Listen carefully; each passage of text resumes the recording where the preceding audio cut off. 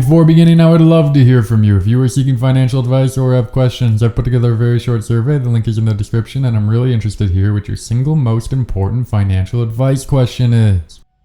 I have one big reason why you should not worry about money. Do you want to know? Do you want to hear it? It's luck. Let me walk you through what I call the gambling villagers experiment.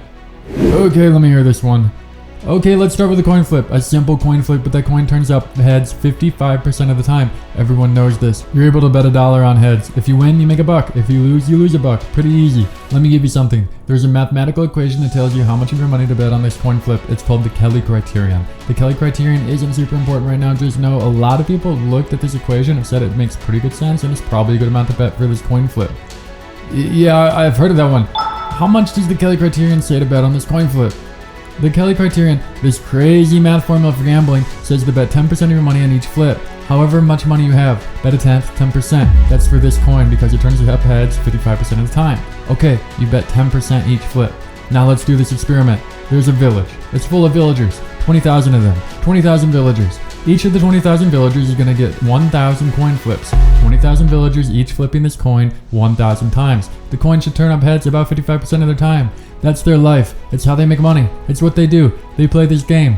They all know this math equation and they use it. They bet 10%. They're smart. Most people wouldn't know how much to bet. They have a good idea. These villagers kind of know. They've run the numbers. They're using a good amount.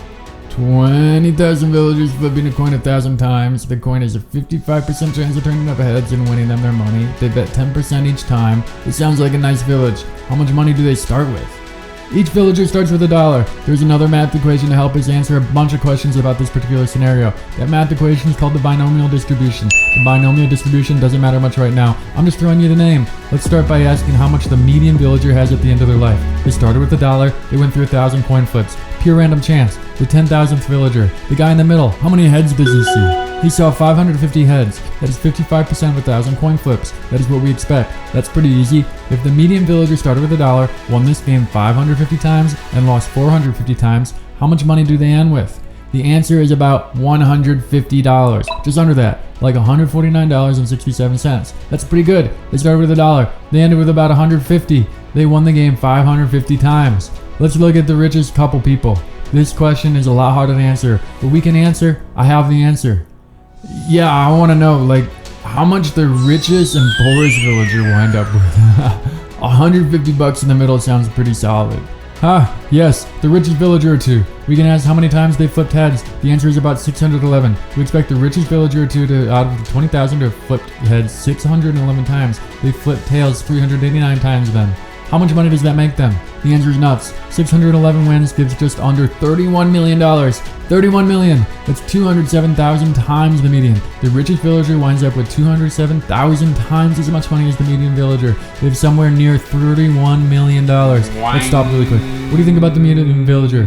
What do you think him with his $150 is saying about the person who has 31 million? What do you think they say about each other? What do you think they say about this system? Let's look at the poorest villager. With 20,000 villagers, we expect one unlucky villager to have won only on 489 coin flips. The person lost on 511 coin flips. They lost more than one with this weighted coin.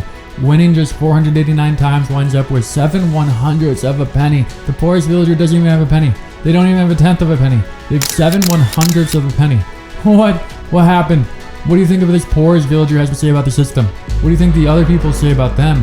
What do you think that richest villager with $31 million believes the poorest villagers made the right decisions? Do you think they made all the same decisions? They did. They all used the same Kelly criterion. They did the same exact things. Dude, I don't know. I keep thinking that I want to win that $31 million.